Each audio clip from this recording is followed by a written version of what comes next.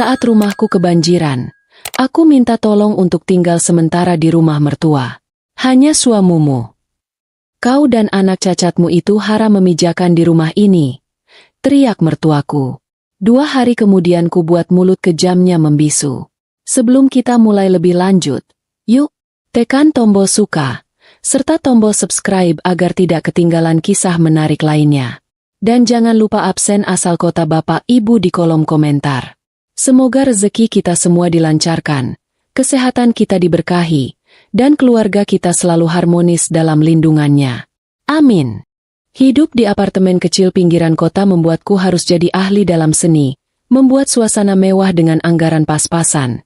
Dan sejujurnya, aku menikmatinya. Sudah 3 tahun aku, Maya, dan suamiku, Adrian, menjalani sandiwara ini.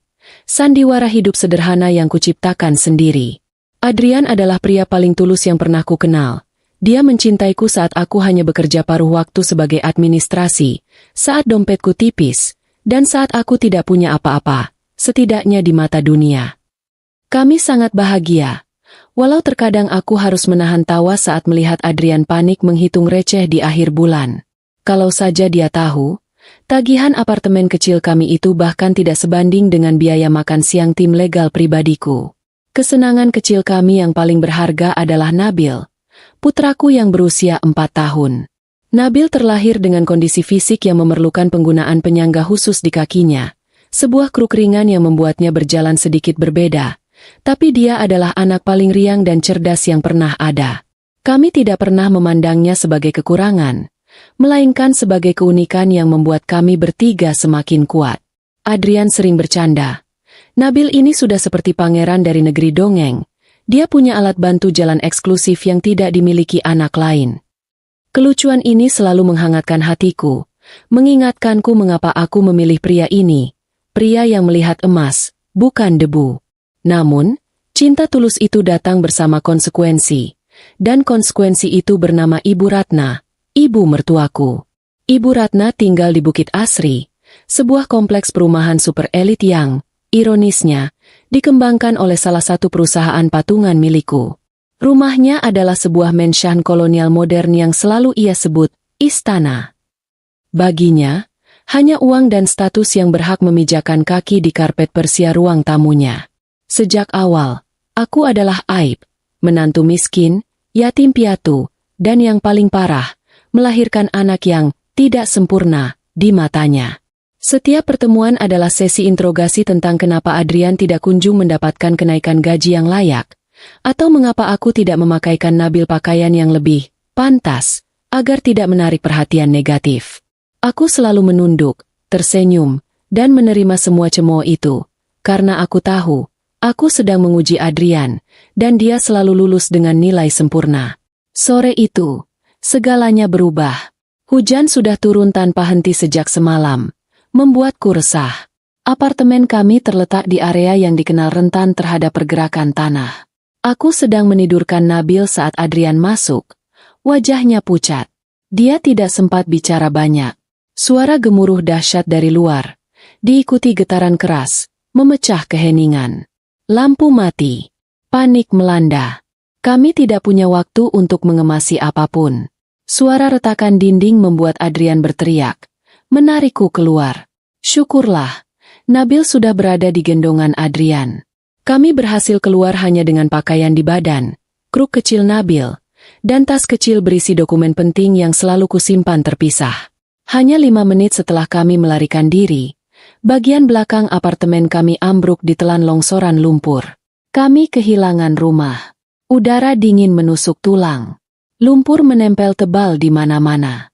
Nabil menangis, ketakutan, dan kruknya hilang tertelan lumpur. Adrian menggendongnya di punggung, menyisakan tas dokumen untukku.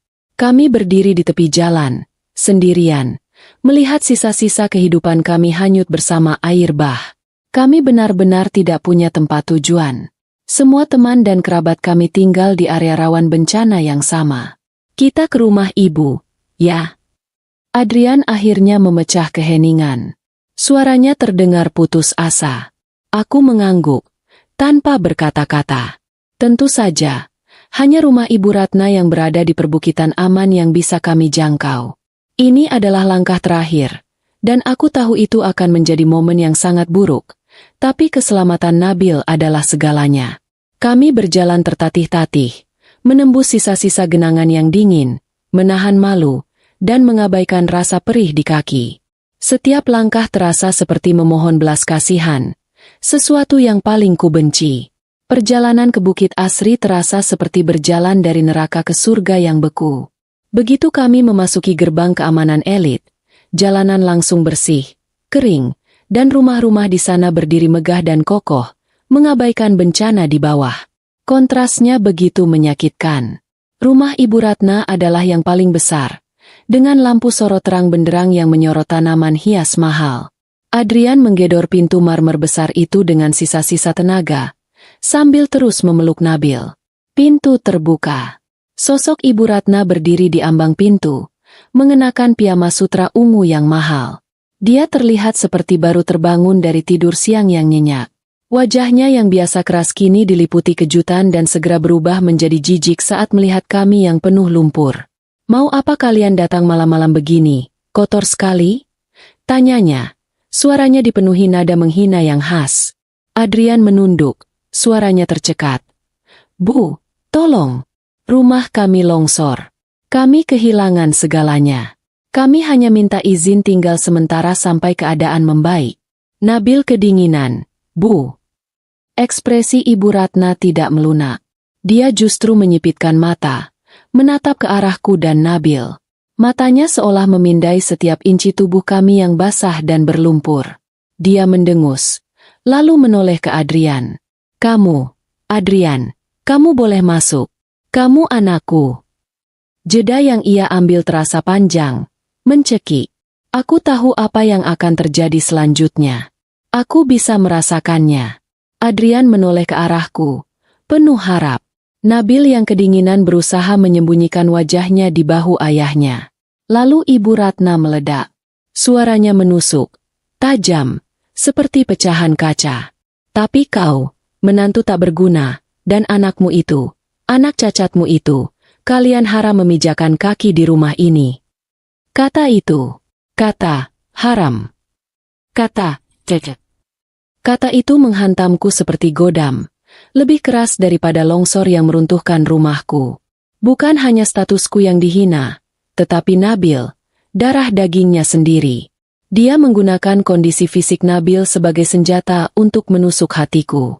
Adrian terbelalak. Wajahnya memerah karena amarah dan rasa malu yang luar biasa. Ia hendak membantah, tetapi Ibu Ratna memotongnya. "Rumah ini tidak ada tempat untuk orang-orang yang hanya membawa sial. Biar suamimu saja yang tinggal di sini. Kamu dan anakmu itu, pergi saja ke posko pengungsian. Tempat sampah memang seharusnya berkumpul dengan sampah." Tiba-tiba, sebuah mobil lain berhenti di belakang kami. Dari mobil itu, keluarlah Dina, adik Adrian, bersama putranya. Penampilan Dina juga basah, tetapi tidak seburuk kami.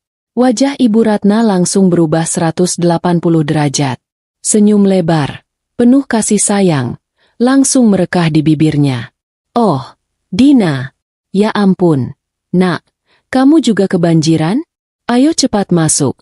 Sayang, di atas masih ada banyak kamar kosong, ruang bermain untuk cucu kesayangan ibu," teriaknya, mengabaikan kami sepenuhnya.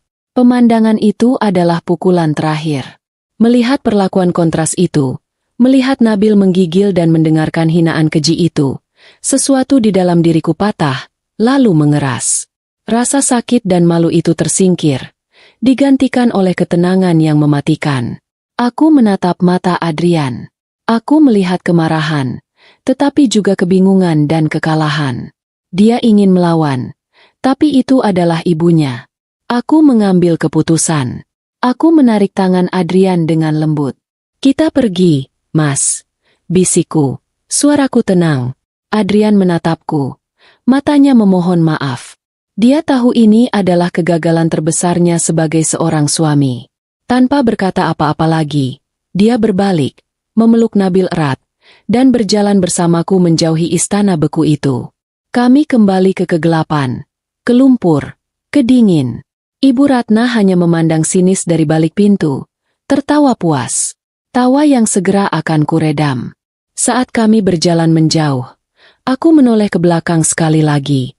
Aku menatap rumah mewah yang menolak Nabil, cucunya sendiri. Tatapanku bukan lagi tatapan memohon atau sedih. Itu adalah tatapan seorang ratu yang baru saja diserang. Dan kini ia tahu persis bagaimana cara membalas. Malam ini, Ibu Ratna baru saja menandatangani surat hukuman matinya sendiri. 2 hari, gumamku dalam hati. 2 hari lagi, ku buat mulut kejamnya membisu.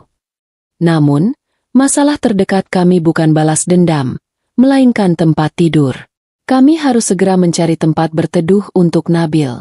Aku tahu persis kemana kami harus pergi. Bukan ke posko pengungsian yang kumuh, tetapi ke tempat yang Adrian pikir kami takkan pernah mampu memijaknya. Aku harus mengakhiri sandiwara kemiskinan ini. Ini sudah cukup. Kita ke Hotel Grand Paragon, Mas. Kataku, suaraku tiba-tiba tegas. Adrian tersentak. Hotel Grand Paragon? Dia menatapku. Mengira aku sudah gila karena syok. Dia tidak tahu. Sandiwara yang ia anggap sebagai rumah kami yang hancur, baru saja berakhir. Dan babak sesungguhnya baru dimulai. Aku tahu permintaan itu terdengar konyol.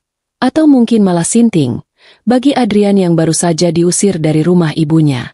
Bagaimana mungkin kami, yang pakaiannya basah kuyup dan berlumpur, yang baru kehilangan semua harta benda kami, malah ingin menginap di hotel termewah sekota?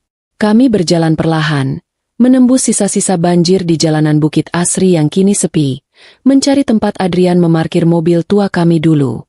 Kita tidak mungkin ke sana, sayang, ujar Adrian, suaranya pelan dan putus asa. Uang tunai di dompetku mungkin hanya cukup untuk penginapan melati paling murah di pinggir kota. Nabil butuh kehangatan. Kita harus segera cari tempat yang layak. Posko pengungsian mungkin lebih baik. Aku menggeleng tegas. Aku tidak tega melihat putraku yang kelelahan dan kedinginan harus berbagi tempat tidur di tengah keramaian posko. Apalagi dengan kondisinya yang khusus. Nabil berhak mendapatkan yang terbaik. Dan malam ini, Nabil akan mendapatkan yang terbaik. Bukan dari hasil belas kasihan, melainkan dari haknya.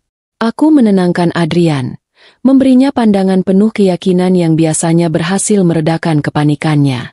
Percaya padaku, Mas, kita ke sana dulu. Aku punya rencana, kataku. Adrian terdiam. Ia terlalu lelah, terlalu marah, dan terlalu putus asa untuk membantahku. Ia menurutiku, menggendong Nabil yang sudah terlelap di punggungnya, dan kami berjalan menuju mobil tua kami yang penuh kenangan. Mobil itu menyala dengan susah payah. Mesinnya meraung memprotes kelembaban dan lumpur. Tapi akhirnya kami berhasil. Adrian memutar pemanas hingga maksimal, mencoba mengusir dingin yang menusuk tubuh kami.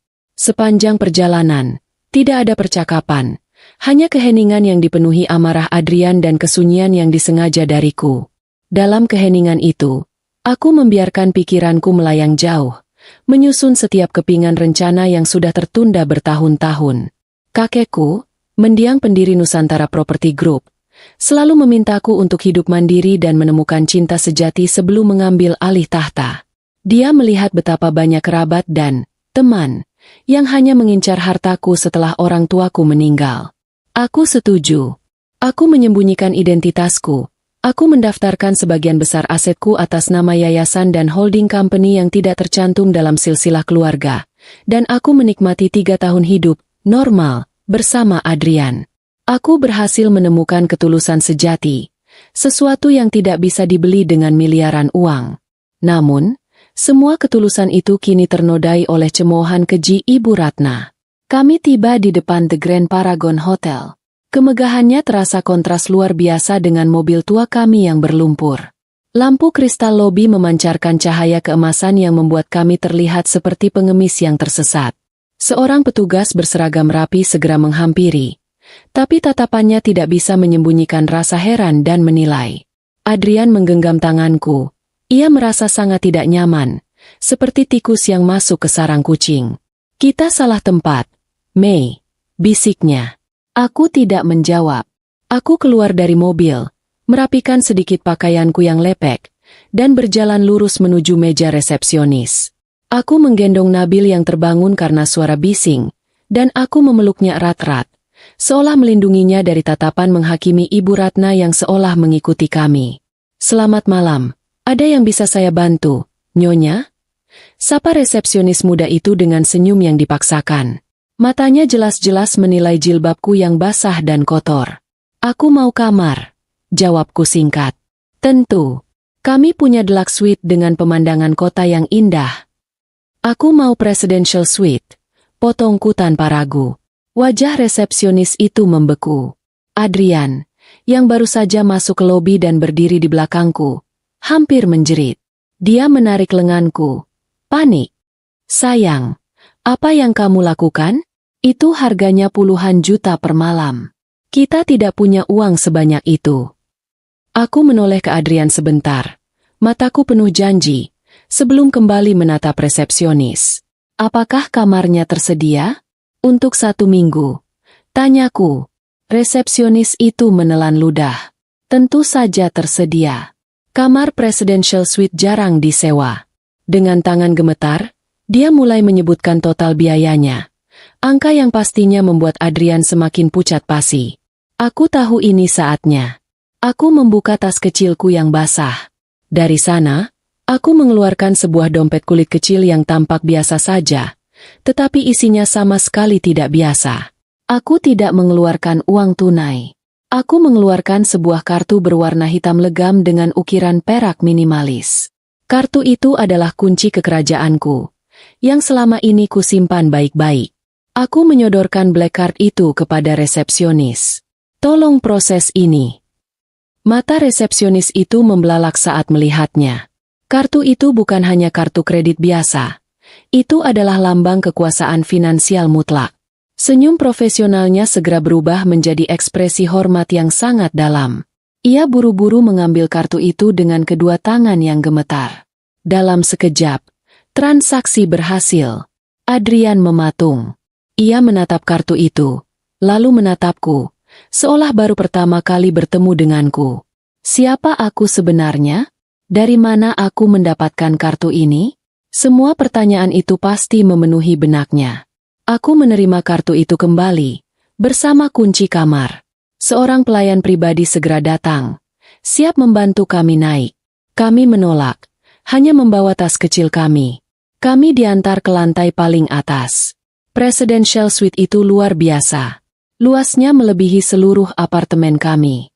Ada ruang tamu mewah, kamar mandi dengan kolam pusaran air hangat, dan kamar tidur yang jauh lebih besar dari ruang kontrakan kami dulu. Pemanas ruangan bekerja sempurna, menyebarkan udara hangat yang langsung membuat Nabil tersenyum. Nabil tertawa riang, langsung berlari ke tempat tidur raksasa dan melompat-lompat di sana, seolah melupakan bencana yang baru saja menimpanya. Aku memesan makanan hangat, susu coklat untuk Nabil, dan pakaian kering melalui layanan kamar. Setelah memastikan Nabil makan dengan lahap dan tertidur pulas di bawah selimut tebal, aku akhirnya duduk di sofa. Adrian duduk di hadapanku. Wajahnya masih menampilkan kombinasi kebingungan, amarah, dan sedikit ketakutan. "Maya," bisiknya, suaranya parau, "tolong jelaskan padaku. Kartu itu, hotel ini, aku tidak mengerti." Aku menarik napas dalam. Inilah saatnya sandiwara berakhir. "Ada sesuatu yang harus kuceritakan, Mas," kataku. "Sesuatu yang kusembunyikan darimu sejak awal kita bertemu." Adrian menegang. Dia mengira aku menyembunyikan penyakit, atau mungkin masa lalu buruk. "Aku bukan berasal dari keluarga miskin, Mas, seperti yang kamu kira," lanjutku. "Aku tahu," Adrian memotong cepat. "Orang tuamu meninggal, tapi mereka pasti meninggalkan warisan." Aku menggeleng. "Bukan sekadar warisan, Mas. Kakekku, beliau adalah pendiri Nusantara Property Group." Adrian terdiam. Matanya membelalak perlahan, mengamati ukiran hotel dan furnitur di sekitar kami. Perusahaan itu adalah perusahaan raksasa yang membangun hampir seluruh perumahan elit di kota ini. Hotel ini salah satu aset perusahaan kami, ujarku sambil mengayunkan pandangan ke sekeliling ruangan. Adrian terduduk lemas di sofa. Pria yang selama ini ia kenal sebagai istrinya, wanita sederhana yang selalu berhemat, ternyata adalah pewaris tunggal kerajaan bisnis yang nilainya tak terhingga. "Kenapa, Maya? Kenapa kamu menyembunyikan ini semua dariku?" tanya Adrian, suaranya lirih. Ada nada terluka, karena ia merasa dikhianati. "Karena aku mencari cinta yang tulus," jawabku cepat. "Aku lelah dikelilingi orang yang hanya melihat hartaku. Aku ingin suami yang mencintaiku apa adanya, bukan karena statusku. Aku ingin hidup normal. Dan aku menemukanmu, Mas. Kamu mencintaiku saat aku tidak punya apa-apa." "Aku memang mencintaimu apa adanya," balas Adrian. "Tapi kamu tidak perlu berbohong sejauh ini. Kita hidup susah. Kita panik saat Nabil sakit. Kenapa kamu biarkan itu terjadi jika kamu?"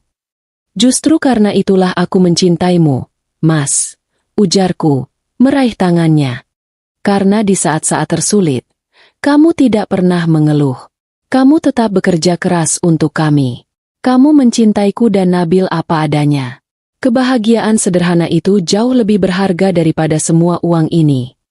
Aku menceritakan semua tentang kakekku, tentang rencananya agar aku menemukan kebahagiaan sejati, dan bagaimana ia membuatku seolah-olah tidak dianggap dalam silsilah perusahaan agar aku bisa hidup normal. "Kakekku meninggal 6 bulan lalu, Mas," bisikku. "Sejak saat itu, semua aset dan kendali penuh perusahaan kembali padaku. Aku sebenarnya berencana memberitahumu bulan depan, di hari ulang tahun pernikahan kita. Aku ingin membelikan kita rumah baru yang layak." Adrian hanya bisa menatapku. Rasa marahnya perlahan mencair, digantikan oleh pemahaman yang mendalam. Aku menarik napas dalam, mataku kini kembali mengeras. "Tapi kebahagiaan sederhana kita dihancurkan malam ini, Mas. Aku diam saat ibumu menghinaku miskin. Aku diam saat ia membandingkanku dengan Dina. Aku diam karena aku menghormatinya sebagai ibumu. Tapi malam ini, dia menghina Nabil dan kondisinya, Mas. Dia menutup pintu rumahnya, membiarkan cucunya sendiri menggigil kedinginan, hanya karena materi dan kesombongannya. Itu adalah garis yang tidak boleh dilewati." Aku bangkit dan berjalan ke jendela besar, memandang lampu kota yang basah. Aku sudah selesai hidup sederhana dan membiarkan orang menginjak-injak harga diriku dan keluargaku. "Besok," kataku, mataku berkilat tajam, "aku akan buat mulut kejam Ibu Ratna membisu." Keesokan paginya, suasana di dalam Presidential Suite rasa sangat berbeda, jauh dari hiruk-pikuk bencana yang masih terjadi di luar. Sinar matahari pagi menembus jendela kaca raksasa, menerangi ruangan yang mewah dan hangat. Nabil sudah bangun, tertawa riang sambil menonton kartun di televisi layar datar besar, melahap sereal dari layanan kamar. Bencana semalam serasa hanyalah mimpi buruk yang jauh. Namun, di meja makan, ketegangan masih menggantung tebal di antara aku dan Adrian. Adrian hampir tidak menyentuh sarapannya. Pikirannya masih berkutat pada pengungkapan mengejutkan semalam. Ia terus menatapku. Istrinya yang selama ini ia kenal sebagai wanita sederhana, kini duduk di hadapannya sebagai pewaris kerajaan properti raksasa. "Jadi, selama ini kita benar-benar tinggal di kontrakan sempit, hanya untuk menguji aku?" tanya Adrian, suaranya berat. Aku meletakkan cangkir tehku, menatap matanya yang terluka. Aku tahu ini sulit baginya. Aku harus membuatnya mengerti bahwa ini bukan hanya tentang uang, tetapi tentang integritas. Bukan menguji, Mas, tapi mencari kebenaran. Dan aku menemukannya, berkali-kali. Kataku lembut, Mas adalah pria yang sangat baik. Tapi, Mas harus mengerti satu hal. Ibuku dan kakekku tahu betapa liciknya orang-orang jika menyangkut harta. Kami harus memastikan kamu mencintaiku, bukan hartaku. Dan Mas berhasil. Adrian menghela napas panjang. Kekecewaannya perlahan digantikan oleh rasa bangga yang campur aduk. Dia mencintai istrinya apa adanya. Dan kini, apa adanya, itu ternyata adalah seorang wanita yang sangat berkuasa. "Aku mengerti tentang pencarianmu, Maya," katanya. "Tapi tindakan ibu semalam itu tidak bisa dimaafkan. Aku malu, Mas. Sangat malu karena ibuku tega menghina Nabil. Mendengar Adrian menyebut Nabil dengan penuh kasih, seluruh keraguanku lenyap. Adrian sepenuhnya berada di pihakku. Inilah yang kubutuhkan. Aku tidak berniat menghukum ibumu selamanya, Mas. Kataku, kini beralih ke nada bicara seorang pemimpin. Tapi dia harus tahu, kesombongan itu mahal harganya. Dia harus tahu bahwa dunia tidak berputar hanya di sekitar kekayaan yang ia puja-puja. Aku mengambil ponselku, bukan ponsel usang yang biasa kami pakai, tetapi sebuah ponsel satelit khusus yang selalu kubawa. Alat komunikasi yang hanya digunakan untuk keadaan darurat korporat. Aku menekan satu tombol panggil cepat. Selamat pagi, Nyonya Adhitama. Kami sudah menunggu instruksi Anda. Jawab suara di seberang, profesional dan penuh hormat. Itu Pak Halim, kepala tim legal pribadiku. Selamat pagi, Pak Halim. Jawabku. Tolong siapkan semua dokumen legalitas untuk aset properti atas namaku di Kompleks Bukit Asri. Saya mau laporan penuh dalam 1 jam. Siap, Nyonya. Dan satu hal lagi, Pak Halim. Aku berhenti sejenak, sengaja menatap Adrian yang kini menatapku penuh perhatian. Properti di Jalan Pinus nomor 17.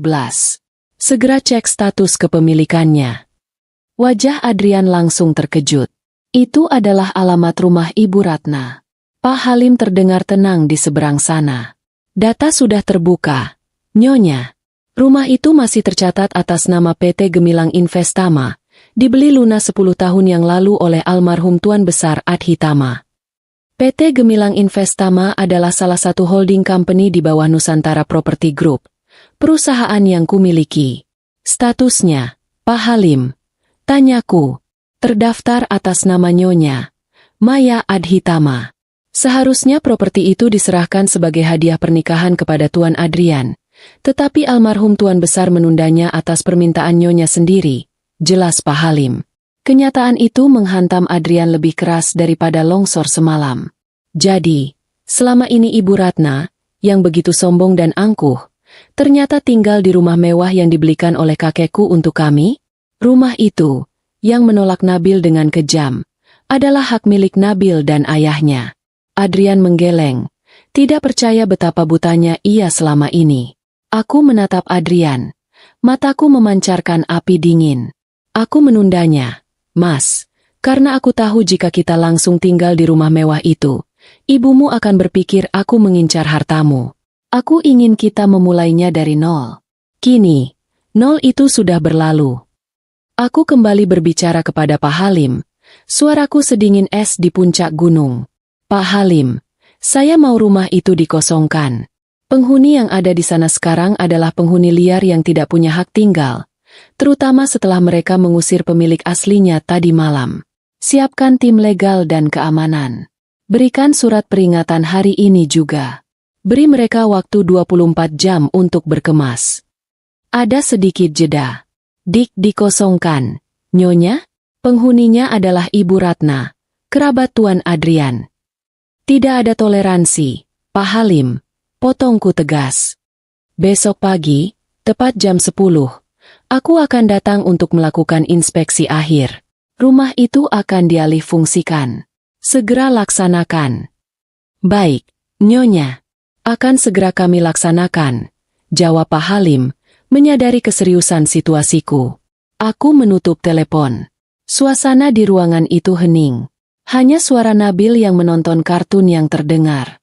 Adrian menatapku dengan mata berkaca-kaca. Ia tidak marah.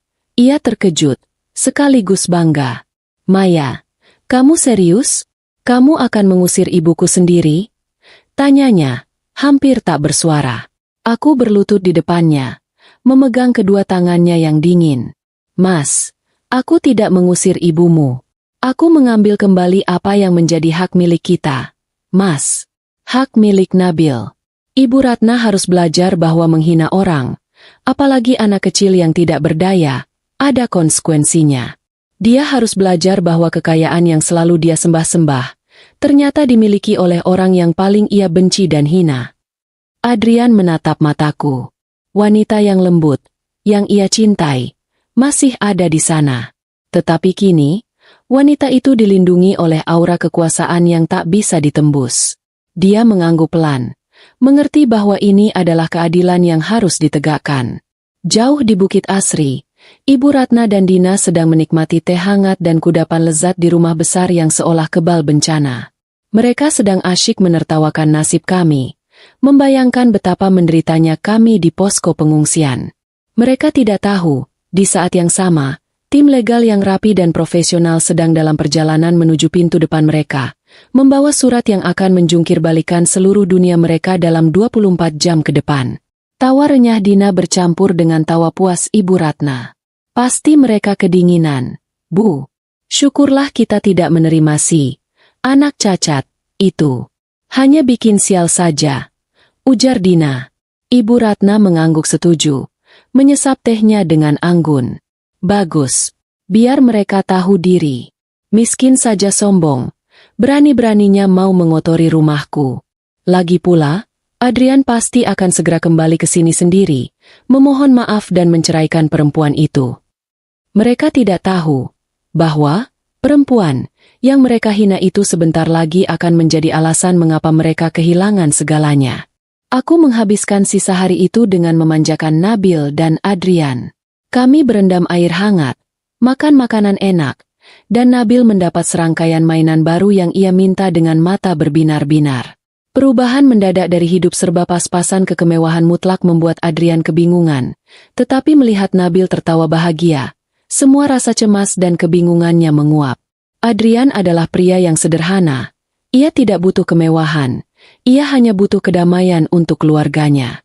Dan malam ini, kedamaian itu ada di dalam suite kami. Aku melihat Adrian memandangi Nabil yang sudah terlelap. Wajahnya penuh cinta, namun juga terpancar sedikit humor. Adrian menoleh padaku, senyumnya canggung. Aku harus akui, Maya, hidup kita ini seperti komedi situasi yang tiba-tiba berubah jadi film aksi Hollywood. Katanya, mencoba mencairkan suasana. Aku sudah siap menanggulangi lumpur dan tidur di lantai pengungsian. Tahu-tahu aku tidur di ranjang raja dan jadi suami seorang ratu properti. Aku tertawa pelan. Akhirnya, jeda humor yang kutunggu. Anggap saja ini kejutan ulang tahun pernikahan yang maju 2 minggu. Mas, hanya saja, hadiahnya bukan rumah baru, tapi seluruh kompleks perumahan tempat ibumu tinggal. Adrian menggelengkan kepala, mencubit pipiku gemas. Kamu ini ada-ada saja. Tapi serius. Bagaimana kamu bisa tahan selama itu? Setiap kali ibu memintamu membelikan Adrian baju baru, kamu malah bilang, tidak ada uang. Padahal kamu bisa membeli seluruh toko itu. Justru di situ lucunya, Mas. Balasku, mataku berbinar jenaka. Aku menikmati drama kecil itu. Setiap kali Ibu Ratna menyinggung tentang pekerjaanmu yang kurang mapan, aku hampir terbahak. Aku tahu kamu sebentar lagi akan menjadi direktur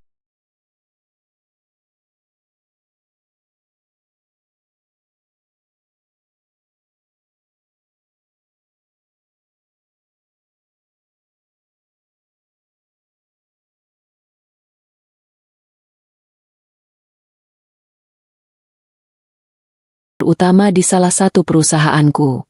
Aku hanya ingin melihat batas kesabarannya. Adrian tersenyum pahit. Ternyata batasnya ada di Nabil. Keheningan kembali menyelimuti kami. Namun kali ini bukan keheningan yang canggung, melainkan keheningan yang penuh kesadaran dan ketenangan.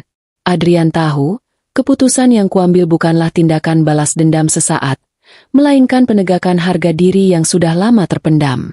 Menghina seorang menantu yang miskin bisa dimaafkan. Tetapi menghina seorang anak berkebutuhan khusus adalah dosa tak terampun. Sementara kami menikmati malam damai di puncak kota, badai sesungguhnya baru saja mendarat di Bukit Asri. Ibu Ratna dan Dina baru saja selesai menonton berita tentang bencana longsor, sambil menyeruput kopi mahalnya. Mereka berdua puas melihat betapa menderitanya para korban, dan betapa beruntungnya mereka yang tinggal di area aman. Tawa mereka yang sinis terhenti ketika bel pintu rumah berbunyi nyaring. Ibu Ratna menyuruh asisten rumah tangga membukanya. Di ambang pintu, berdirilah 2 pria berjas rapi, membawa map kulit hitam tebal. Wajah mereka serius, dan mereka memperkenalkan diri sebagai tim legal Nusantara Property Group. Kami datang membawa surat perintah pengosongan properti di Jalan Pinus nomor 17. Ujar salah satu pengacara itu, suaranya datar. Ibu Ratna tertawa terbahak-bahak. Tawa yang sangat kuat, sedikit menyemburkan kopi di mulutnya. Pengosongan? Kalian pikir ini rumah sewa murah di pinggir kali? Kalian salah alamat. Ini rumah milikku. Ini rumah di kompleks elit. Siapa yang kalian suruh kosongkan? Kalian ini pasti penipu. Satpam. Pengacara itu tidak tersenyum, tidak menunjukkan emosi apapun. Ia hanya menyodorkan sebuah dokumen tebal. Nyonya, mohon diperiksa. Status kepemilikan properti ini tercatat atas nama Nyonya Maya Adhitama di bawah PT Gemilang Investama. Kami memiliki sertifikat resmi, dan ini adalah pemberitahuan pengosongan paksa karena Anda dan keluarga telah menyalahgunakan properti, dan yang paling utama, telah mengusir pemilik sah properti tersebut tadi malam. Seketika itu juga, tawa Ibu Ratna membeku. Wajahnya yang tebal lipstik langsung pucat pasi.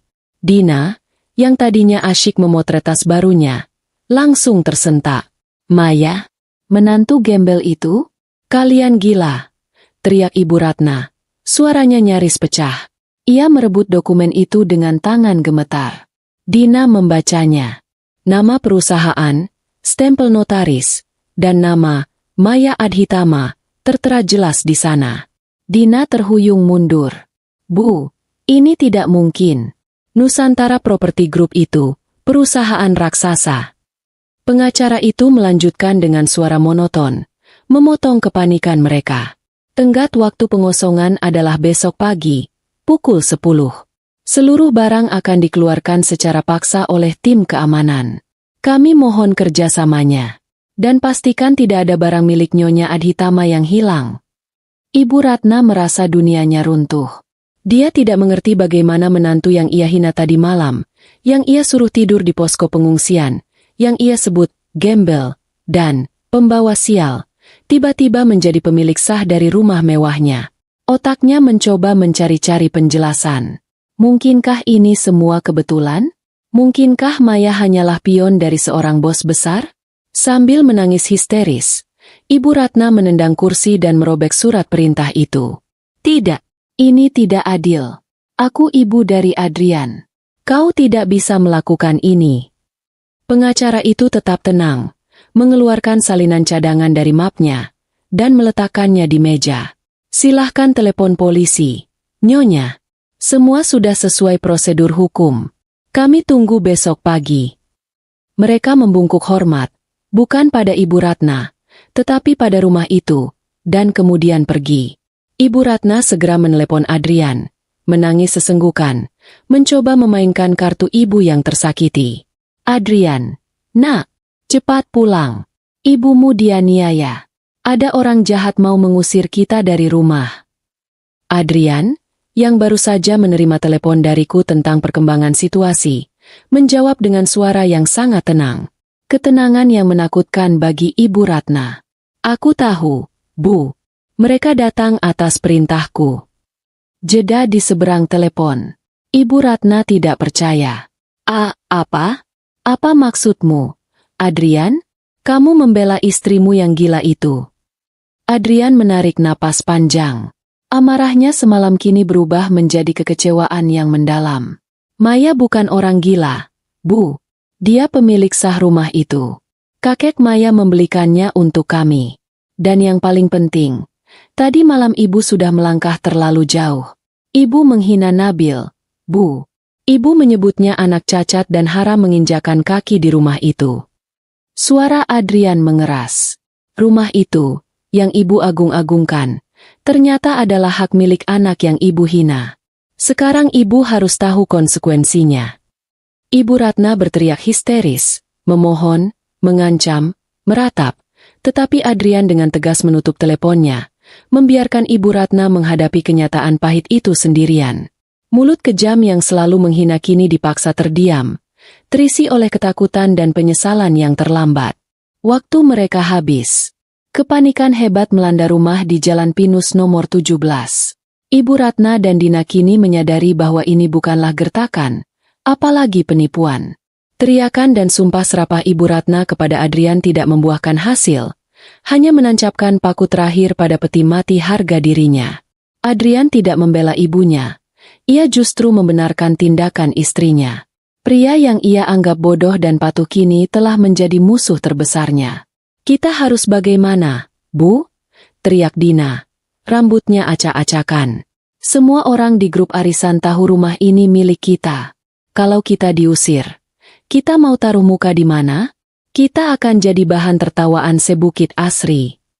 Ibu Ratna mondar-mandir di ruang tamu, menginjak karpet persia mahal yang ternyata milik menantunya, sambil memegangi kepalanya. Rasa malu itu memicu ide gila di benak Dina, sebuah ide yang ia kira bisa membalikan keadaan. Dina segera mengambil ponselnya dan, dengan tangan gemetar, merekam tangisan histeris ibunya yang berpura-pura menjadi korban. "Tolong, viralkan ini. Kami korban banjir. Dianiaya oleh sekelompok penipu yang mengaku-ngaku pemilik rumah. Mereka mengusir kami secara paksa." Tulis Dina sebagai keterangan video, mencoba menarik simpati publik. Dina berpikir, kekuatan media sosial akan meluluhkan hati para penegak hukum dan membuat tim legal Maya mundur. Ia tidak tahu bahwa ia baru saja menantang sebuah mesin korporasi raksasa yang bergerak lebih cepat, lebih tenang, dan jauh lebih profesional darinya. 15 menit setelah video Dina diunggah, ponselnya berdering tanpa henti. Komentar membanjir, bukan dukungan, melainkan hujatan yang membabi buta. Tim komunikasi dan legal Maya, yang sudah mengantisipasi langkah bodoh ini, melancarkan serangan balasan yang mematikan. Sebuah akun berita terpercaya, diikuti oleh media massa besar, merilis berita eksklusif yang menghantam telak. Judulnya menusuk. Fakta mengejutkan. Pewaris Nusantara Property Group alihfungsikan aset pribadi jadi posko bencana. Penghuni liar justru mengusir pemilik sah.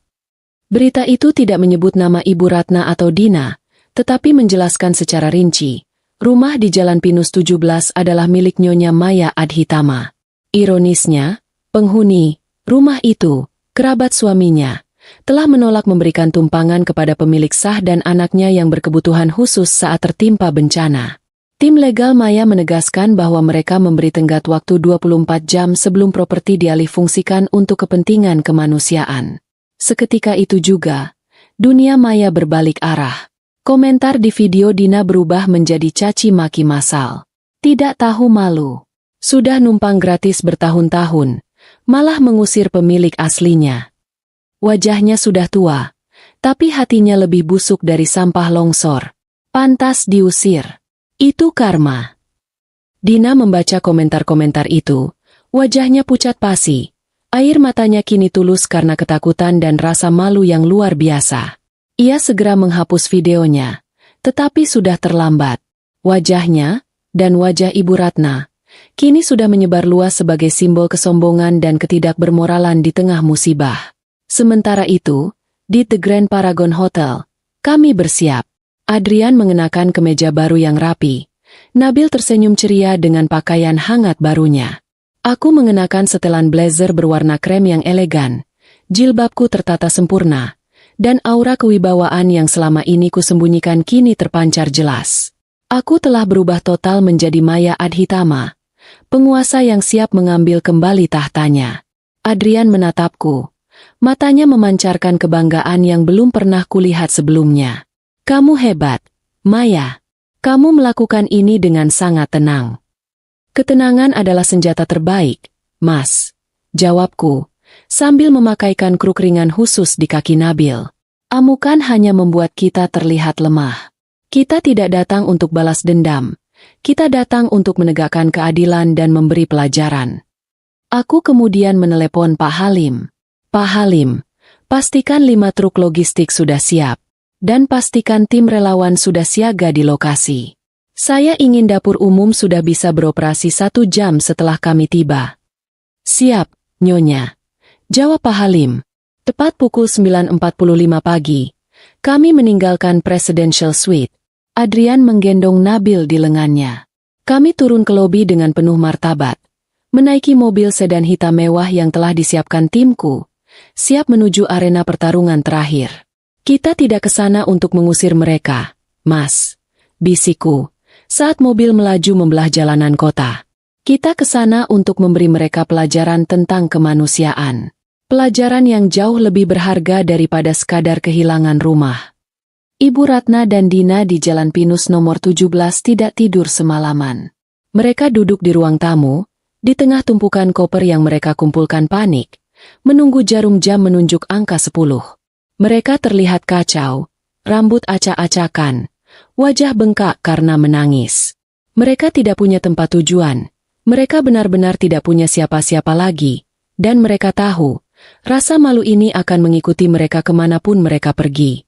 Mereka tidak tahu, kehancuran terbesar bukan hanya kehilangan rumah, melainkan menyaksikan orang yang mereka hina justru menjadi penyelamat yang mulia. Tepat pukul 10 pagi, Jalan Pinus nomor 17 di Bukit Asri yang biasanya sunyi dan agung, mendadak ramai seperti pasar. Para tetangga sudah berkumpul di depan pagar mereka masing-masing. Berita kegagalan Dina memutarbalikkan fakta di media sosial telah menyebar luas. Semua orang tahu Ibu Ratna, yang selama ini sombongnya luar biasa, ternyata hanyalah menumpang di rumah menantu yang ia hina. Mereka semua menantikan drama pengusiran. Di dalam rumah, Ibu Ratna dan Dina duduk membeku di atas koper. Mereka lemas, putus asa, dan tak bisa lagi memikirkan kemana mereka akan pergi. Mereka sudah kehilangan segalanya. Rumah, uang, dan yang terpenting, kehormatan di depan tetangga. Mereka hanya menunggu. Algojo, mereka datang. Suara gemuruh mesin berat terdengar dari kejauhan. Bukan satu, melainkan 5 truk besar berwarna putih, bertuliskan logo Nusantara Property Group Foundation, berbelok memasuki jalan. Truk-truk itu syarat dengan karung beras, kardus mie instan, tumpukan selimut, dan boks obat-obatan. Diikuti oleh beberapa mobil van berisi puluhan relawan berseragam rapi. Para tetangga terperangah.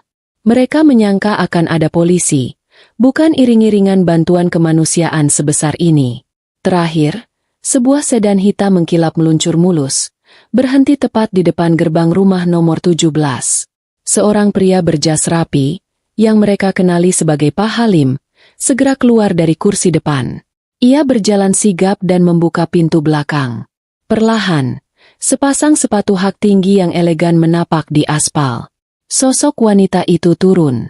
Ia mengenakan setelan krem yang anggun, jilbabnya serasi, dan wajahnya memancarkan ketenangan absolut. Itu adalah Maya. Tapi ini bukan Maya yang mereka kenal. Bukan menantu sederhana yang selalu menunduk. Ini adalah seorang pemimpin, seorang ratu. Di sisi lain mobil, Adrian keluar, mengenakan kemeja bersih, dan ia terlihat tegar dan bangga. Ia membukakan pintu untuk Nabil. Nabil keluar, tersenyum riang dengan kru kecilnya yang baru dan baju hangat yang lucu. Melihat Nabil, yang ia sebut anak cacat, kini berdiri di halaman rumahnya sendiri dengan penuh martabat, seluruh pertahanan Ibu Ratna runtuh. Saat Maya melangkah mantap menuju gerbang, Ibu Ratna tidak bisa menahan diri lagi. Rasa malu dan takut kehilangan segalanya mengalahkan kesombongannya. Ia berlari keluar, menerobos pagar, dan menjatuhkan dirinya ke tanah. Maya! Maya! Nak! Maafkan ibu! Teriak Ibu Ratna histeris, bersujud di kaki Maya, memeluk sepatu hak tingginya. Air matanya kini tulus, bercampur dengan lumpur sisa semalam. Ampuni ibu! Ibu hilaf!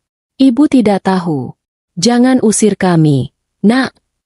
Dina, melihat ibunya bersikap senekat itu, ikut menjatuhkan diri, menangis terseduh-seduh. Mbak Maya, kami salah, Mbak. Kami mohon, jangan usir kami. Maya berhenti, berdiri tegak, membiarkan Ibu Ratna dan Dina menangis di kakinya. Adrian berdiri diam di sampingnya, memalingkan muka, tidak tega melihat ibunya menghinakan diri seperti itu. Tetapi ia juga tidak berniat menghentikan pelajaran yang sedang diberikan Maya.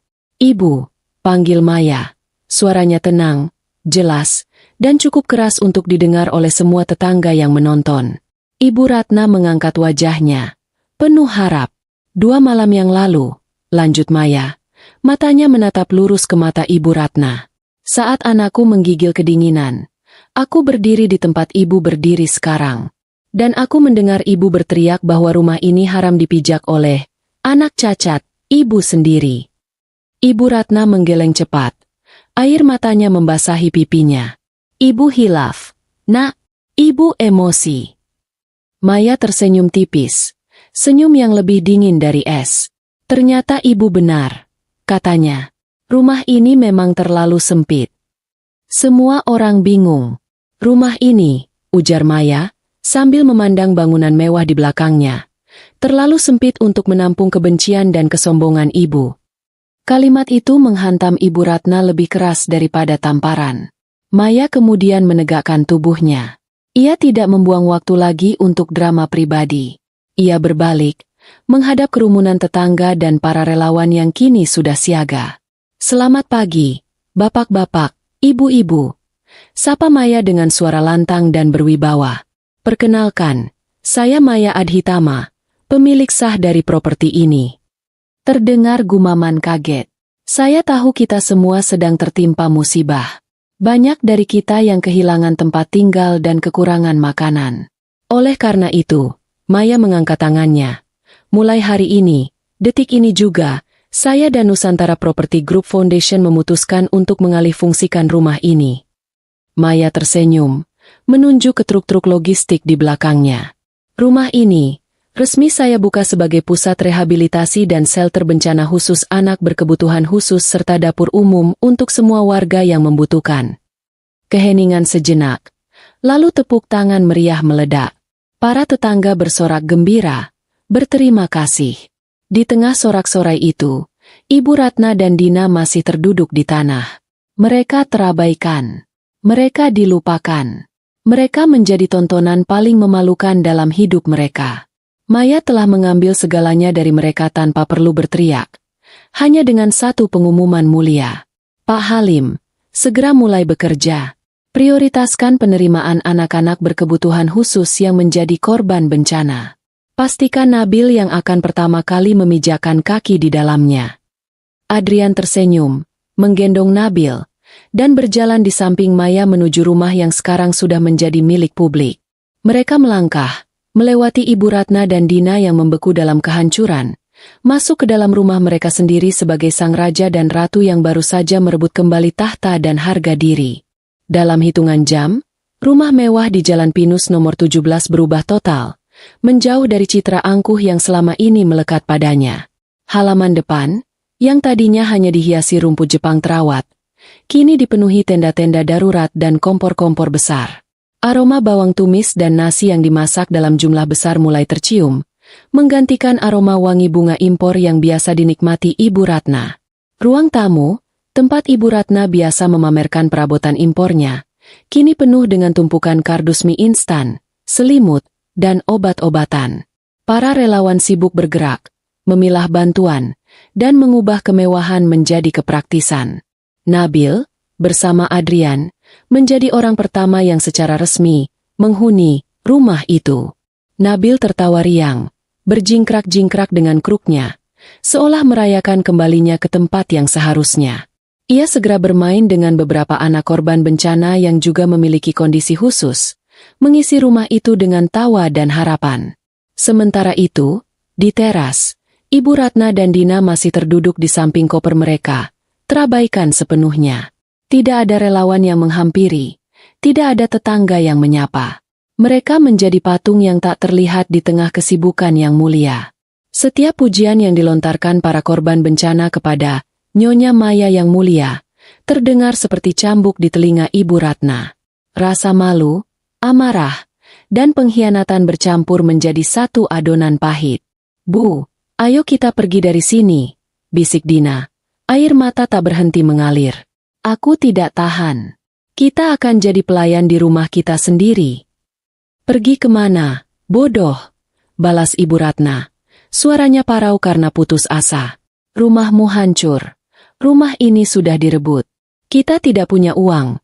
Tidak ada satupun teman yang mau membantu kita setelah si ular itu menyebarkan berita itu." Tepat pada momen keputusasaan mereka, Maya berjalan keluar. Kesibukan di sekitarnya seolah terhenti. Maya berdiri di depan ibu mertua dan adik iparnya. Wajahnya tenang, tidak ada kemarahan, hanya ketegasan seorang eksekutor. Adrian menyusul di belakangnya, berdiri tegak, memastikan ibunya tidak bertindak nekat. Ibu Ratna menatap Maya dengan pandangan memohon yang tersisa. Harapan kecil muncul di matanya. Mungkin Maya akan luluh, mungkin ia akan diberi kamar. Jadi, kami boleh tinggal di sini, nak? Tanya Ibu Ratna lirih. Maya menatapnya sejenak. Oh, tentu saja kalian boleh tetap di sini, jawab Maya, jeda sebentar, lalu melanjutkan. Tapi bukan sebagai pemilik, bukan juga sebagai tamu. Wajah Ibu Ratna dan Dina langsung berubah cerah. Lalu seketika layu lagi. Maya menunjuk ke arah dapur umum yang sibuk, tempat beberapa wanita sedang mengupas bawang dan memotong sayuran dalam jumlah besar.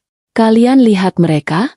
Kalian berdua akan menjadi relawan, kata Maya, nadanya datar. Dina terbelalak. Apa? Jadi babu di rumah ini? Aku tidak mau. Kau pikir kau siapa menyuruh-nyuruh kami? Ibu Ratna mencoba mengembalikan kesombongannya, tapi suaranya gagal terdengar meyakinkan. Saya Ibu Adrian. Kau tidak bisa. Saya? Potong Maya, tersenyum tipis. Saya adalah orang yang menyediakan makanan, atap, dan kemuliaan bagi rumah ini malam ini. Kalian boleh memilih. Maya mengangkat tangannya, memberikan ultimatum terakhir. Pilihan pertama, kalian bergabung dengan relawan lain. Kalian bekerja, kalian memasak, membersihkan shelter, mencuci piring kotor, dan melayani semua korban bencana di sini. Sebagai gantinya, kalian dapat makan 3 kali sehari dan dapat tempat untuk tidur. Pilihan kedua, Maya menunjuk ke arah gerbang yang terbuka. Kalian boleh ambil koper kalian dan pergi dari sini sekarang juga. Cari tempat pengungsian lain. Ibu bisa mencoba peruntungan meminta kamar di rumah Dina, atau Dina bisa mencoba tidur di posko umum. Ibu Ratna dan Dina membeku. Ini adalah ultimatum yang kejam. Sebuah hukuman yang jauh lebih menyakitkan daripada diusir. Bekerja seperti pelayan, atau menjadi gelandangan. Kamu tega melakukan ini pada ibumu sendiri. Desis Ibu Ratna, menoleh ke Adrian. Adrian yang sejak tadi diam, melangkah maju. Wajahnya keras, tanpa keraguan sedikit pun. Ibu, Maya sudah menawarkan pilihan. Itu jauh lebih baik daripada yang ibu tawarkan kepada kami 2 malam lalu. Saat itu, ibu tidak memberi kami pilihan sama sekali. Ibu langsung mengusir kami. Adrian menatap ibunya dengan kekecewaan yang menusuk. Pilihan ibu hanya 2, bekerja di sini dan dapat tempat tidur, atau pergi. Maya memanggil seorang koordinator relawan yang kebetulan lewat. Ibu ini dan mbak ini, katanya sambil menunjuk Ibu Ratna dan Dina. Mereka relawan baru. Tolong beri mereka pekerjaan. Koordinator itu mengangguk, lalu tersenyum ramah. Oh, ya. Satu lagi, kata Maya, seolah baru teringat sesuatu. Dia menatap Ibu Ratna. Ibu bilang dulu ada banyak kamar kosong di atas kan? Kamar-kamar kosong itu sudah saya siapkan. Kamar utama dipakai untuk ibu-ibu hamil. Kamar tamu untuk para lansia. Dan ruang bermain itu akan dipakai untuk anak-anak korban, termasuk anak-anak berkebutuhan khusus. Lalu kami tidur di mana? Tanya Dina panik. Maya menunjuk ke sebuah pintu kecil di dekat dapur belakang, sebuah gudang sempit yang biasa digunakan untuk menyimpan alat-alat kebun dan barang bekas. Kalian berdua bisa tidur di gudang belakang itu. Itu adalah tempat tidur termewah yang bisa kalian dapatkan di rumah ini. Koordinator relawan kembali. Ia membawa 2 buah celemek kotor dan sekeranjang besar kentang yang masih penuh tanah. Silakan ibu, mbak, katanya sopan. Tolong kentangnya dikupas semua ya, untuk makan malam para pengungsi. Tangan Ibu Ratna gemetar saat menerima celemek itu. Ia adalah nyonya besar di Bukit Asri yang kukunya selalu terawat. Kini harus mengupas kentang kotor. Dina menatap pisau kupas di tangannya dengan ngeri. Ini adalah awal dari neraka pribadi mereka. Hukuman yang jauh lebih cerdas, dan jauh lebih menyakitkan, daripada sekadar pengusiran. Mereka harus tinggal, dan menyaksikan kemuliaan orang yang mereka benci di rumah yang seharusnya menjadi milik mereka. Hari-hari berikutnya di Jalan Pinus nomor 17 terasa seperti siksaan batin yang tak berkesudahan bagi Ibu Ratna dan Dina. Hukuman yang dijatuhkan Maya bukanlah pengasingan, melainkan pemaksaan untuk menyaksikan kemuliaan orang yang mereka hina. Mereka dipaksa untuk hidup, bekerja, dan tidur di rumah mewah mereka sendiri, tetapi dalam kapasitas yang paling rendah dan memalukan. Pagi buta, sebelum azan subuh, mereka harus sudah bangun. Ibu Ratna, yang seumur hidupnya hanya tahu memerintah pembantu, kini harus bekerja di dapur umum di bawah pengawasan seorang koordinator relawan muda yang sigap dan tidak mengenal kompromi. Tangannya yang biasa berhias cincin mahal kini harus terbenam dalam air sabun yang kotor, menggosok panci-panci raksasa bekas memasak yang gosong. Sendi-sendi jarinya kaku dan kulitnya melepuh di hari pertama. Ketika ia mencoba mengeluh kelelahan, koordinator itu hanya tersenyum ramah dan berkata, "Semangat, Bu. Lihat, ibu-ibu korban banjir saja masih semangat membantu melipat selimut. Masa ibu yang sehat kalah?" Dina bernasib lebih buruk.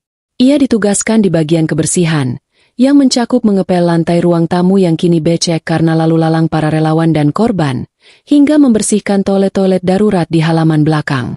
"Aku tidak mau. Ini menjijikkan," protes Dina pada awalnya, melempar alat pel. Namun, begitu ia melihat gerbang terbuka dan menyadari tidak punya tempat tujuan selain di jalanan, ia mengambil kembali alat pel itu dengan air mata berlinang. Rasa takut menjadi gelandangan jauh lebih besar daripada harga dirinya. Ironi terbesar terjadi pada setiap waktu makan. Ibu Ratna dan Dina yang dulu makan di meja makan marmer dengan piring-piring mahal, kini harus mengantre bersama ratusan korban lainnya. Mereka memegang piring kaleng, menerima jatah nasi, sayur lodeh, dan sepotong tempe, makanan yang sama persis dengan yang diterima para korban. Lebih menyakitkan lagi, terkadang yang membagikan makanan itu adalah Maya sendiri. Pernah suatu siang, Ibu Ratna berdiri di barisan antrean. Ia menundukkan kepalanya dalam-dalam, berharap tidak terlihat. "Ibu," panggil Maya. Suaranya normal, tanpa nada mengejek, tetapi justru itulah yang paling menyakitkan. Ibu Ratna gemetar. "Nasinya mau tambah?" tanya Maya, dengan ekspresi datar, bukan kasihan, hanya profesional. Ibu Ratna menggeleng. Maya meletakkan sepotong tempe di piring kalengnya, lalu beralih ke korban berikutnya. "Silakan, Pak. Selamat makan." Perlakuan normal itu menghancurkan Ibu Ratna. Ia diperlakukan sama persis seperti orang miskin yang selalu ia hina. Ia bukan lagi ibu mertua. Ia hanya salah satu dari kerumunan yang harus diberi makan. Setiap hari adalah pengingat betapa sombongnya ia dulu. Para tetangga yang datang untuk menyumbang atau sekadar melihat-lihat akan menunjuk ke arahnya, berbisik-bisik. "Lihat itu Bu Ratna, dulu sombongnya minta ampun. Sekarang dia yang cuci piring. Karma memang tidak pernah salah alamat." Bisikan-bisikan itu terasa seperti cambuk yang menghancurkan sisa-sisa harga diri Ibu Ratna. Adrian dan Nabil menjadi pemandangan yang tak terjangkau bagi mereka. Adrian kini menjadi kepala logistik, mengurus keluar masuknya bantuan. Wajahnya tampak lelah tetapi bangga. Ia tidak pernah berbicara kepada Ibu Ratna atau Dina kecuali untuk memberikan perintah singkat terkait pekerjaan.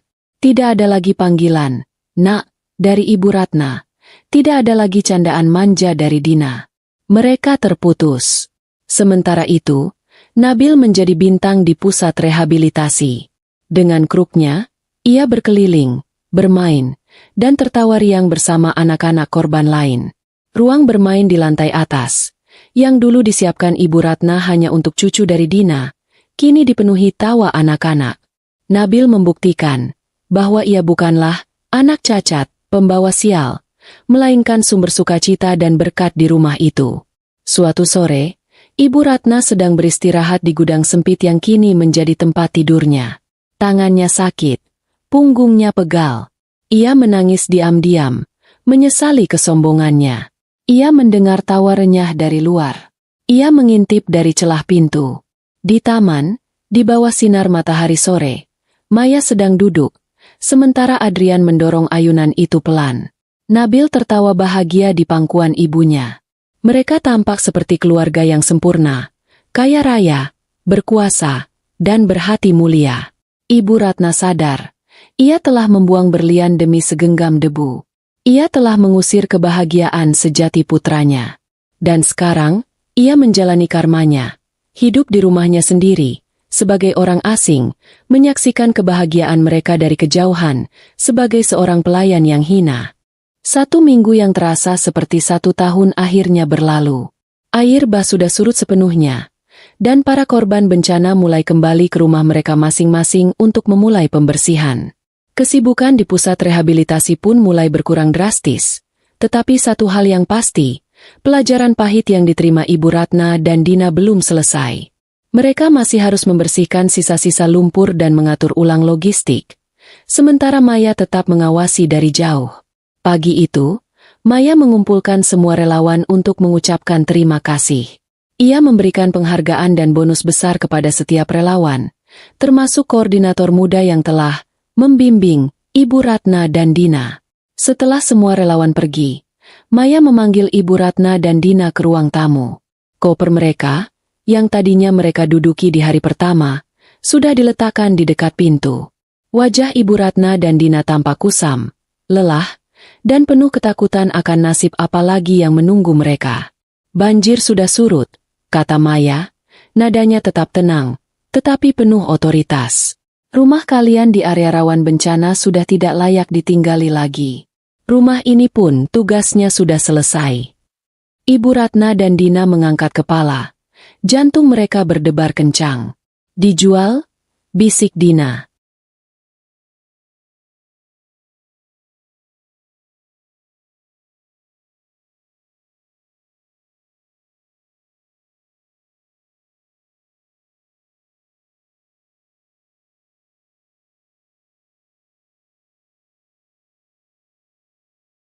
Lalu kami tinggal di mana? Maya mengangguk. Ya, rumah ini akan kujual. 100% hasil penjualannya akan kudanai untuk pembangunan kembali rumah warga korban bencana. Aku tidak mengambil 1 rupiah pun. Dina tampak frustrasi, tetapi Ibu Ratna hanya menunduk. Ia tahu, ia sudah tidak punya hak untuk memprotes. Aku sudah memikirkan nasib kalian, lanjut Maya, menatap Dina. Dina, kamu masih muda. Kamu bisa bekerja. Aku akan berikan kamu pesangon. Maya menyodorkan sebuah amplop coklat tebal. Cukup untuk kamu menyewa kamar kos kecil dan biaya hidup 1 bulan. Setelah itu, kamu harus cari pekerjaan sendiri. Kamu tidak bisa lagi bergantung pada Mas Adrian atau ibumu. Dina merebut amplop itu dengan wajah penuh kebencian. Hanya segini? Setelah semua penghinaan ini, itu lebih dari yang pantas kamu dapatkan, balas Adrian, yang berdiri kokoh di sampingku. Kini ia bersuara dengan nada dingin. Ambil atau tinggalkan. Dina menatap Adrian penuh amarah, mengambil kopernya, dan berjalan keluar tanpa pamit. Ia menolak hidup susah di kampung, memilih berjuang di kota. Namun, tanpa koneksi dan tanpa keahlian, ia akhirnya menjalani hidup yang jauh dari gemerlap yang selalu ia pamerkan, terpaksa menjadi buruh cuci dari rumah ke rumah. Kini tinggal Ibu Ratna. Wanita tua itu menatapku dan Adrian dengan tatapan memohon. Tatapan yang belum pernah kulihat sebelumnya. Lalu aku, nak? Bisik Ibu Ratna, suaranya serak. Aku ikut kamu kan, Adrian? Aku ibumu. Adrian menatap ibunya lama. Ada rasa sakit di matanya, tetapi juga kekecewaan yang mendalam. Tidak, Bu. Ibu tidak bisa ikut kami. Wajah Ibu Ratna langsung memucat. Maya sudah menyiapkan tempat untuk ibu, lanjut Adrian. Sedikit harapan muncul di mata Ibu Ratna. Apakah Maya membelikan ibu rumah kecil di kota? Aku sudah membelikan ibu sebuah rumah, kata Adrian. Suaranya berat. Di kampung halaman ayah. Wajah Ibu Ratna langsung berubah pasi, pucat seperti kertas. Kampung, tempat yang paling ia benci. Tempat yang selalu ia hina sebagai tempat orang-orang miskin dan udik. Tidak, Adrian, kamu tidak bisa lakukan ini padaku. Aku tidak mau tinggal di kampung. teriaknya histeris. Justru di sanalah tempat ibu, Bu, kata Adrian. Tatapannya lurus ke mata ibunya. Ibu selalu menghina orang miskin. Ibu selalu menyembah harta. Ibu benci hidup sederhana. Adrian berhenti, menarik napas untuk kalimat terakhirnya. Mulai sekarang, Bu, ibu harus menjalani hidup yang selalu ibu hina itu. Aku sudah membelikan rumah kayu kecil di sana, lengkap dengan sawah sepetak. Ibu bisa belajar bertani. Ini bukan hukuman dari Maya, Bu, tambah Adrian. Ini hukuman dariku, anakmu, agar ibu bisa belajar rendah hati. Sebuah mobil travel sederhana sudah menunggu di depan. Adrian mengantar ibunya ke mobil itu. Ibu Ratna menangis meraung-raung, memohon belas kasihan, tetapi Adrian tetap tegar. Ia hanya memberikan sejumlah uang tunai. Ini cukup untuk hidup sederhana di kampung. Jangan cari aku, sebelum ibu benar-benar berubah. Mobil itu berangkat, membawa Ibu Ratna menuju takdir barunya, menjalani sisa hidup dalam kesederhanaan yang selalu ia caci maki. Kesombongannya telah membuatnya kehilangan segalanya. Aku dan Adrian berdiri di ruang tamu, menyaksikan kepergian Ibu Ratna. Akhirnya, keheningan dan keadilan datang bersamaan. Beberapa minggu berlalu sejak kepergian Ibu Ratna dan Dina. Suasana di rumah Jalan Pinus nomor 17 sudah sepenuhnya kembali sunyi. Truk-truk logistik terakhir sudah meninggalkan lokasi. Tim relawan telah dibubarkan, dan rumah itu kini bersih, siap untuk dijual. Setelah memastikan semua dokumen disiapkan dan hasil penjualan properti itu 100% didonasikan untuk membangun kembali rumah-rumah warga korban bencana, aku dan Adrian akhirnya menutup babak terakhir dari sandiwara hidup sederhana kami. Rumah itu memang indah, tetapi terlalu banyak kenangan pahit yang melekat di dindingnya. Kami tidak terburu-buru untuk pindah. Kami menghabiskan beberapa hari lagi di Presidential Suite di The Grand Paragon Hotel, memberikan jeda dan waktu pemulihan emosi bagi kami bertiga, terutama Adrian. Meskipun ia tahu tindakan itu benar dan adil, mengusir ibu kandung tetap meninggalkan bekas luka. Aku membiarkannya memproses semua itu, memberinya ruang untuk mencintai ibunya dari jauh, sambil tetap memegang teguh prinsip bahwa harga diri Nabil adalah yang utama. Aku tahu, Adrian bangga padaku, bangga pada keberanianku, dan bangga pada cara kami menegakkan keadilan tanpa harus menjatuhkan diri ke level yang sama dengan mereka. Kamu sudah melakukan hal yang benar, Mas, kataku suatu malam, saat kami duduk di balkon suite, memandang kerlip lampu kota. Cinta kasih ibu kepadamu tidak pernah hilang. Tapi harga diri keluarga kita harus dijaga. Dia harus belajar. Dan hanya kesederhanaan yang selama ini ia hina yang bisa mengajarinya. Adrian memelukku erat, mencium puncak kepalaku. Aku tahu, sayang, aku hanya tidak menyangka ini akan seberat ini. Tapi melihat Nabil tertawa riang, melihat dia tidak lagi terbebani oleh tatapan orang lain, itu sepadan. Terima kasih, Maya. Terima kasih sudah mengajariku arti keluarga yang sebenarnya. Pada hari yang telah ditentukan, mobil sedan hitam kami meluncur mulus, bukan menuju ke area perumahan, melainkan ke arah bukit paling tinggi di kota itu. Kami tidak sedang menuju ke rumah yang kami beli, melainkan ke rumah yang seharusnya kami tinggali sejak awal. Kakekku, selalu berpikir besar, telah menyiapkan properti utama ini sebagai hadiah terbesarnya untukku dan calon suamiku. Kami tiba di depan sebuah gerbang besar yang menjulang tinggi, terbuat dari besi tempa berwarna hitam elegan, dihiasi logo keluarga Adhitama yang minimalis. Gerbang itu terbuka otomatis, dan mobil kami memasuki halaman yang sangat luas, dihiasi dengan taman yang asri, air mancur besar, dan pepohonan rindang yang menawarkan privasi total dari hiruk-pikuk kota di bawah. Di sana, di tengah-tengah halaman yang luas itu, berdiri sebuah mahakarya arsitektur. Sebuah rumah yang jauh lebih besar dan lebih mewah daripada menshan Ibu Ratna di Bukit Asri. Rumah itu adalah perpaduan antara desain modern dan sentuhan tradisional Jawa yang anggun. Semuanya dibangun dengan bahan terbaik dan perhatian pada detail yang luar biasa. Cahaya matahari sore menyinari fasadnya, membuatnya terlihat seperti istana megah yang baru saja bangkit dari tidur panjangnya. Inilah rumah kami.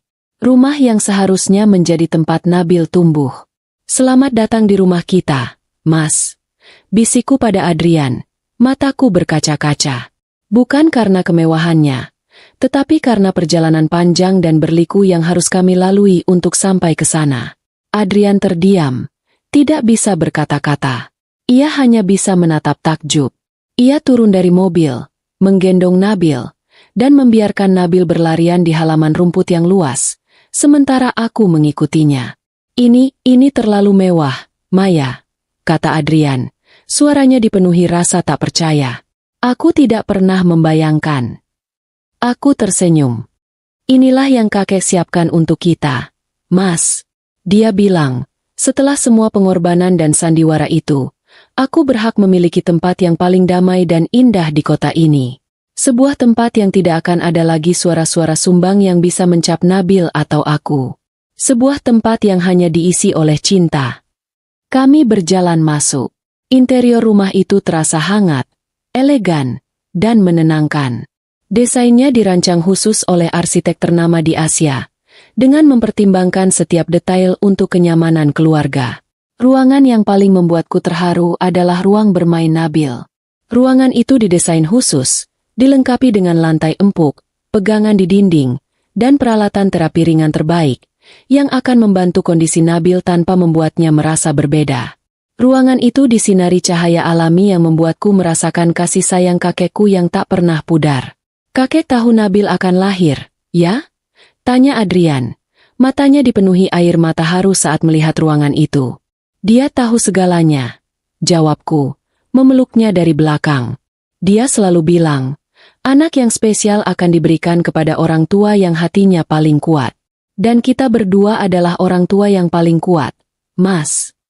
Malam itu, kami menghabiskan waktu bertiga di rumah baru kami.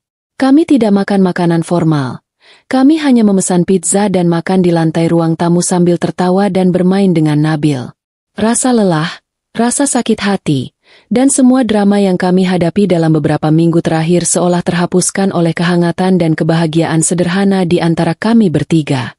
Sementara kami menikmati awal baru ini, nasib Ibu Ratna di kampung halaman ayah Adrian adalah kebalikan total. Hidup yang selalu Ibu Ratna hina sebagai hidup orang udik, kini menjadi kenyataan pahitnya. Ia dipaksa tinggal di rumah kayu sederhana yang dibelikan Adrian, sebuah rumah yang jauh dari kemewahan, tanpa pendingin udara, tanpa pelayan, dan tanpa arisan sosialita. Ia harus mengurus dirinya sendiri, memasak, mencuci, dan yang paling membuatnya tersiksa, ia harus berinteraksi dengan tetangga-tetangga kampung yang ramah, yang justru semakin menusuk harga dirinya.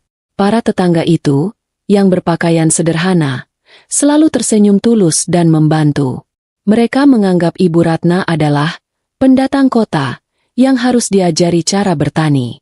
Ibu Ratna, yang tangannya biasa terawat dengan manikur mahal, kini harus mencangkul sepetak sawah yang diberikan Adrian, tubuhnya sakit dan lelah. Dia mencoba menghubungi Adrian berkali-kali, menangis, memohon agar diizinkan kembali ke kota. Tetapi Adrian selalu menjawab dengan kalimat yang sama, nadanya tegas, tak tergoyahkan. Jangan cari aku, Bu, sebelum ibu benar-benar berubah dan belajar menghargai orang lain, tanpa melihat harta dan status mereka. Di sana, di tengah lumpur sawah dan kehidupan yang sangat sederhana, Ibu Ratna perlahan mulai belajar. Bukan karena ia luluh, tetapi karena ia terpaksa. Ia mulai melihat nilai dari ketulusan dan kerja keras.